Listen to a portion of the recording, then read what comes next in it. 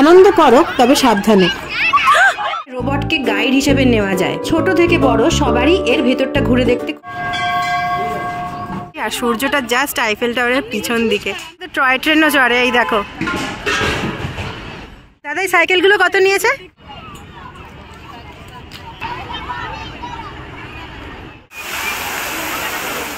বিভিন্ন কালারের গোলাপ রয়েছে এখানে।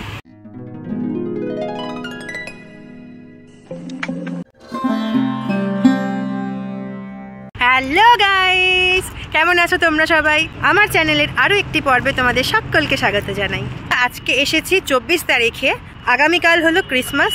তো আমরা দেখতে এসেছি ইকো পার্কে ক্রিসমাসের প্রাককালে কীরকম ভিড় হয়, কিছু সাজানো হয়েছে কিনা। শীতকালে প্রচুর মানুষ নানান দিক থেকে এখানে বেড়াতে আসে, অনেক দূর দূর থেকেও মানুষ আছে। এই দেখো বাস বুক করে এসেছে অনেকেই। তো আমরা যে হরিণালয়তে গিয়েছিলাম সেখানকার ভিডিও দিয়েছি, সেটা যাওয়ার জন্য তোমাদের 4 নম্বর গেটে নামতে হবে। তারপর কিভাবে যেতে হবে সেই সমস্ত রুট আমরা অলরেডি দেখিয়ে দিয়েছি। হরিণালয়ের ভিডিওটা যদি দেখতে চাও তাহলে ওপরে আই বাটনের লিঙ্ক আছে, সেই লিঙ্কে ক্লিক করে দেখে নিতে পারো। আপনারা ইকো পার্কে যদি ঘুরতে আসেন তাহলে আমার মতে 1 নম্বর গেটে নামবেন, কারণ 1 নম্বর গেটে নামলে আপনাদের টোটালটা দেখতে সুবিধা হবে। মাঝখানে 2 বা 3 নম্বরে নামবেন না, তাহলে বোথ সাইড কভার করতে পারবেন না। 1 নম্বরে নেবে একটা না, এদিক থেকে দেখতে দেখতে সোজা 4 নম্বরে যাবেন। 4 নম্বরে 7 ওয়ান্ডার্সের জিনিসগুলো আছে। এই জায়গাটা পুরোটা পার্কিং এরিয়া। এই দেখো ওই দূরে বাইক পার্ক করা আছে, আর এইদিকে 4 চাকা পার্ক করা আছে, দেখতে পাচ্ছ তোমরা। এখানে বাস আছে, মানে পার্কিং এরিয়াটা অনেক বড় এলাকা জুড়ে। 1 নম্বর গেট দিয়ে ঢোকার পরে এই যে পার্কিং এরিয়া পড়ছে, তারপর এখানে অনেক খাবারের দোকান আছে। ইকো পার্ক যাওয়ার জন্য বিভিন্ন জায়গা থেকে বাস অ্যাভেলেবেল আছে, সেরকম আমরাও বাসে চড়ে বসেছি আর একদম ইকো পার্ক 1 নম্বর গেটের সামনে নামবো। বাস থেকে নেমে 1 নম্বর গেট থেকে এই যে রাস্তাটা টপকেই এই যে ইকো পার্কে 1 নম্বর গেট দেখা যাচ্ছে, এখান দিয়ে সোজা যেতে হবে। ইকো পার্কের গেট দিয়ে ঢুকেই তোমরা একটু এগিয়ে এলেই ডান দিকে টয়লেট পাবে। খানিকটা এগিয়ে আসার পরেই টিকিট কাউন্টার আছে, আর ইকো পার্কের মূল অংশে ঢুকতে গেলে এখান থেকে টিকিট কেটে তবেই ঢুকতে হবে। প্রতিদিন সকাল 11টা থেকে সন্ধ্যে 7:30 পর্যন্ত খোলা থাকছে, তবে এটা শীতকালের নিয়ম, গরমকালে আবার টাইমিংটা অন্য থাকে। দেখো 30 টাকা করে টিকিট, যেহেতু দুজনে এসেছি 60 টাকা নিয়েছে। এই যে টিকিট, চলে এবার ভেতরে যাই।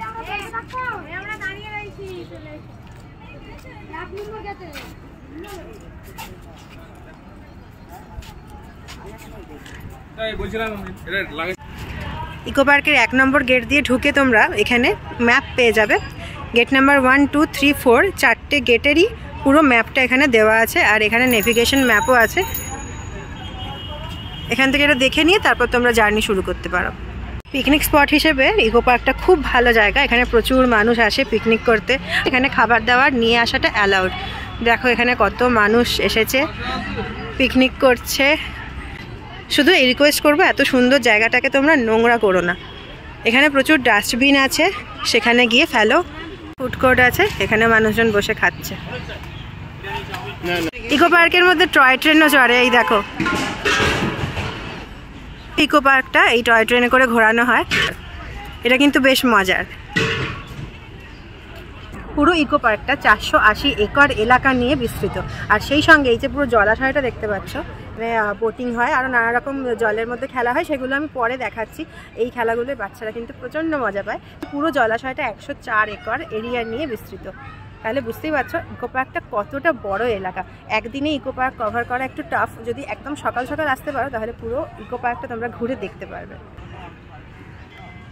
ইকো পার্কের ভেতরেই জাপানিজ ফরেস্ট রয়েছে। এখন আমরা এখানে ঢুকবো। এখানে ঢুকতে সম্ভবত কোনো টিকিট লাগে না, কেউ তো টিকিট চাইছে না এখনো।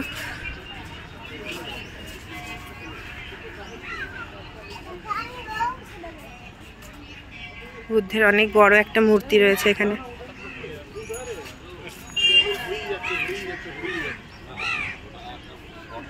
এই দিক দিয়ে এন্ট্রি। এই জায়গাটা একটা অনেক বড় এরিয়া জুড়ে।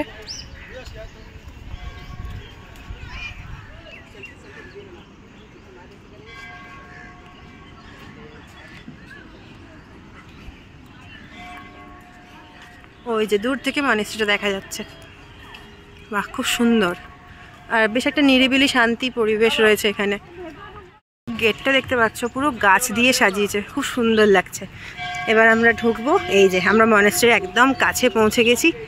ওয়াও, দেখো, চলো আরও কাছ থেকে দেখাবো তোমাদের। দেখো কত বাঁশ বাগান রয়েছে এখানটা, মানে এই জায়গার পরিবেশটা একদম অন্যরকমভাবে সাজানো হয়েছে। আর এই যে আমরা মনেস্ট্রির গেটে পৌঁছে গেছি, এটা হচ্ছে এন্ট্রি গেট। দূর থেকে চূড়া দেখা যাচ্ছে।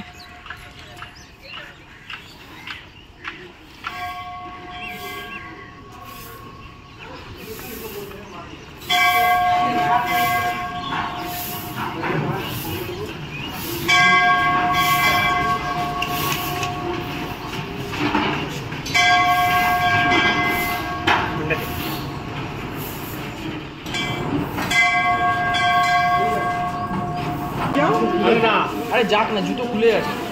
জুতো খুলে নিয়েছি। এইবার দেখো কি সুন্দর মনেস্ট্রিটা।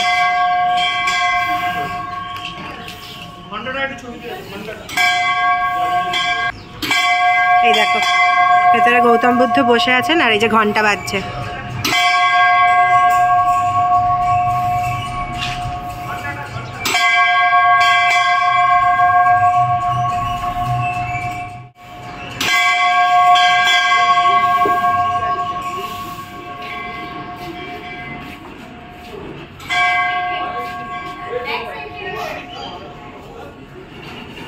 জাপানিজ মনেস্ট্রি দেখে আমরা এখন বেরোবো আর ইকো পার্কের বাকি জায়গাগুলো এক্সপ্লোর করবো। চলো।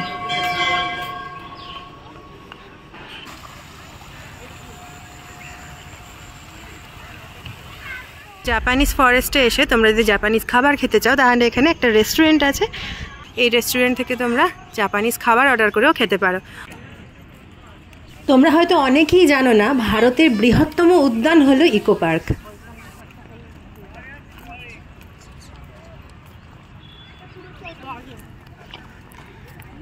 দাদা এই সাইকেলগুলো কত নিয়েছে? 150 টাকা। 150 কতক্ষণের জন্য? আচ্ছা, কেমন লাগছে? তুমি কখনো উঠেছো এই সাইকেলে? এই প্রথম ইকো পার্কে এসেছো? আগে এই প্রথম? আচ্ছা, কি নাম তোমার? মৌমিতা? ভূমিশ্রী। থ্যাংক ইউ ভূমিশ্রী, তুমি খুব ভালো থেকো, টাটা। এই ধরনের টোটো আছে, এগুলো করে তোমরা পুরো ইকো পার্কটা ঘুরতে পারো। যাদের পায়ে সমস্যা আছে, হেঁটে অনেকটা রাস্তা তো যদি সম্ভব না হয় তাহলে এই টোটোগুলো বুক করে নেওয়া যায়। এখন আমরা আইফেল টাওয়ারের সামনে চলে এসেছি আর সূর্যটা জাস্ট আইফেল টাওয়ারের পিছন দিকে, ব্যাপক দেখতে লাগছে। 30 টাকা করে টিকিটের বিনিময়ে আইফেল টাওয়ারের উপরেও তোমরা উঠতে পারো। ওই দেখো লোকজন উঠেছে। এই যে, নিঃসন্দেহে এটা একটা খুব ভালো অভিজ্ঞতা হতে পারে, কিন্তু আমরা এখন উঠবো না। আমরা এখন ইকো পার্কের অন্যান্য জায়গাগুলো এক্সপ্লোর করব। যতটা ভিড় হবে আজকে ভেবেছিলাম ততটা ভিড় নেই। আর একটা জিনিস হচ্ছে, আসলে অনেকটা বড় এরিয়া জুড়ে যেহেতু ইকো পার্কটা তৈরি করা হয়েছে, তো অনেক ভিড় হলেও এখানে খুব একটা ঘিঞ্জি লাগে না। এখানে বিভিন্ন ধরনের অ্যাডভেঞ্চার স্পোর্টস আছে, যেমন ওয়াটার রোলার আছে, বেবি সাইকেল আছে, ট্র্যাম্পোলিন আছে, গান শুটিং আছে, আর্চারি আছে। এগুলো কত করে টাকা লাগে সেগুলো মেনশন করে দেওয়া আছে।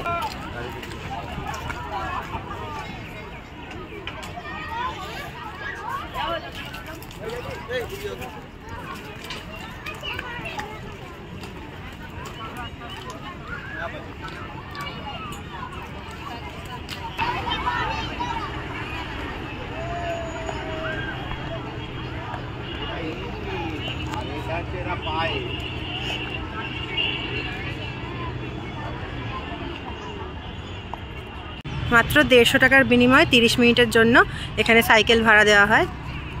ইকো পার্কের এরিয়াটা সুন্দরভাবে বিস্তারিত করা আছে।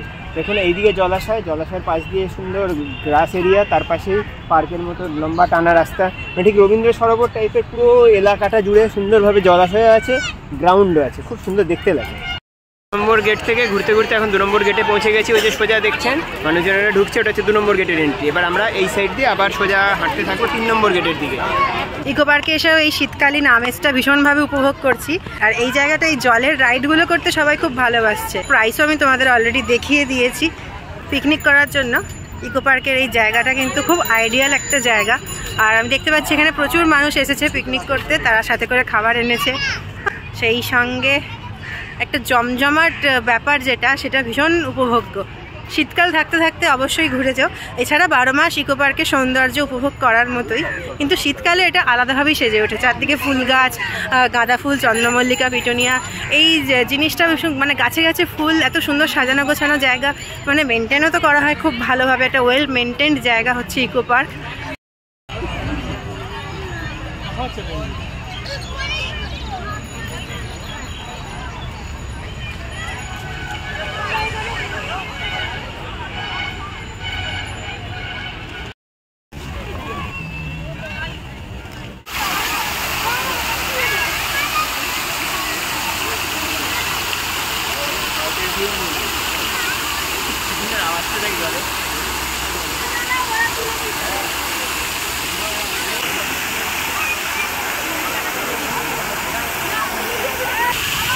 কত দূর পর্যন্ত গোলাপের বাগানটা বিস্তৃত দেখো, অসাধারণ সুন্দর লাগছে।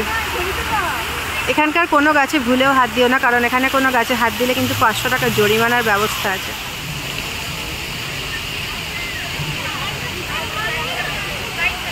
লাল গোলাপ দেখছিলাম, এখানে সাদা গোলাপে ভর্তি, কি অপূর্ব লাগছে।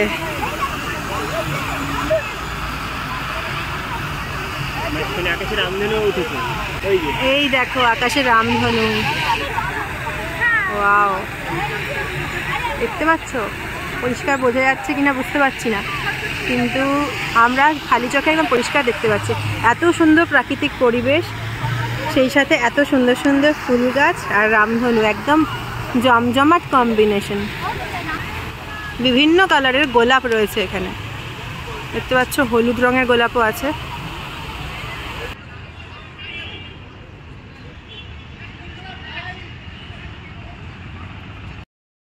এই দিক দিয়ে গেলে রেন ফরেস্ট আর মিস্ট গার্ডেন পড়বে।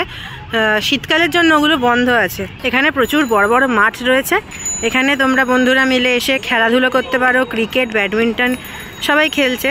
মাস্ক গার্ডেনের সামনে চলে এসেছি। বেসিক্যালি এটা একটা মুখোশের গার্ডেন, নানান ধরনের মুখোশ এখানে আছে বড় বড় আকারের, সেই জন্যই এটার নাম মাস্ক গার্ডেন।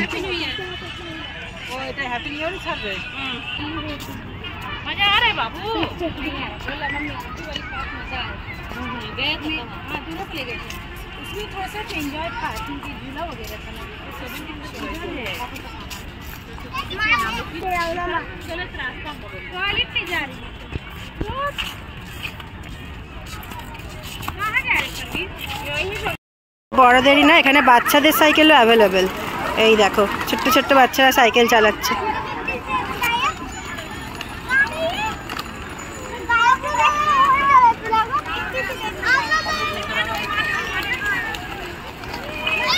বাচ্চাদের স্লিপ রয়েছে, দেখো কত আনন্দ করছে বাচ্চারা। ছোটদের এন্টারটেনমেন্টের জন্য এখানে কোনো অভাব নেই, বাচ্চারা এখানে এসে খুব আনন্দ পাবে। কিন্তু একটা কথা, আনন্দ করো তবে সাবধানে।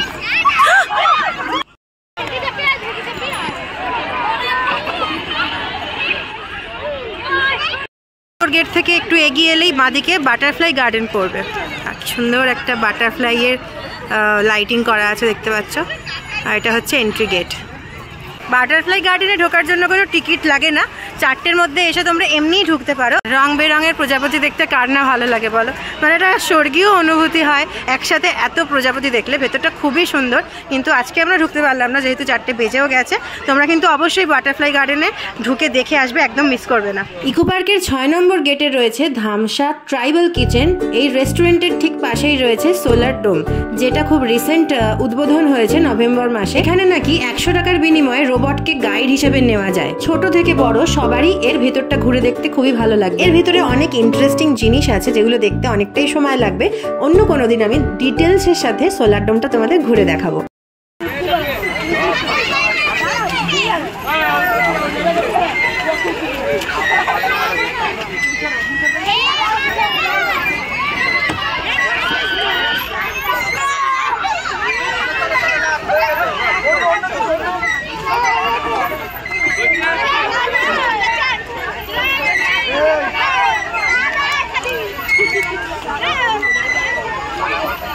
এখানে সেভেন ওয়ান্ডার্স রয়েছে, আর সেভেন ওয়ান্ডার্সটা খুব সুন্দরভাবে এখানে তৈরি করা হয়েছে। আর সেটা আমি তোমাদের পরের ভিডিওতে দেখাতে চলেছি, কারণ একটা ভিডিওতে সবকিছু দেখালে ভিডিওটা অনেক বড় হয়ে যায় আর দেখার ইচ্ছেটাও চলে যায়। ইকো পার্কে যতটা সম্ভব বিস্তারিত তথ্য তোমাদেরকে ডিটেলে জানানোর চেষ্টা করেছি। আমার সাথে ইকো পার্ক ঘুরে দেখতে কীরকম লাগলো অবশ্যই কমেন্ট করে জানিও। ভালো লাগলে একটা লাইক, শেয়ার এবং সাবস্ক্রাইব করে আমার চ্যানেলের পাশে থেকো। সেভেন ওয়ান্ডার্সের ভিডিও দেখতে গেলে অবশ্যই পরের ভিডিওটা চেক করে নিও। এখনকার মতন তাহলে ভিডিওটা এখানেই শেষ করছি, দেখা হচ্ছে নেক্সট ভিডিওতে। ততদিন খুব ভালো থেকো, বাই।